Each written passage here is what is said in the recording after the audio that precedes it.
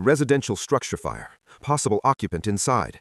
The words alone were enough to tighten the air inside the engine, but when dispatch added, elderly female, second floor, the cab went silent.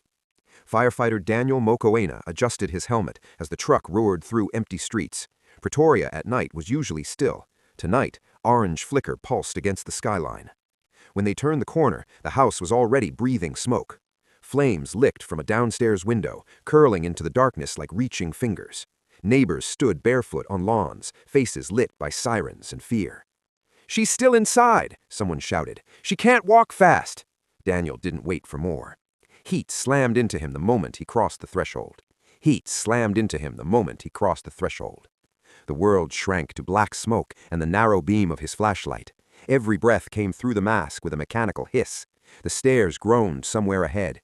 "Second floor," his captain's voice crackled through the radio. The railing was hot through his gloves, too hot. Halfway up, something collapsed behind him, a sharp crash that made the walls tremble. The fire was climbing fast. Daniel reached the landing. The hallway was a tunnel of smoke. Flames were eating through a bedroom door at the far end. But from the room to the left, faint, a cough. Not the sharp bark of smoke, a weak, fragile sound. He kicked the door open. She was sitting in an armchair by the window, as if waiting for a bus that would never come. White hair, nightgown, hands folded in her lap. For one terrible second, Daniel thought he was too late. Then her eyes opened. "You took your time," she whispered. Relief nearly buckled his knees. "I've got you," he said, though she probably couldn't hear him through the mask. The ceiling above them snapped. Fire burst through the hallway outside. The stairwell was no longer clear. Smoke now poured upward like a living thing. Daniel moved fast. He wrapped her in a fire blanket, lifted her carefully. She was lighter than he expected, frighteningly light.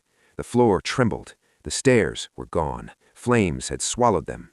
For a split second, panic clawed at him. No way down. He turned toward the window. Below, through smoke and sirens, he saw it. A ladder rising.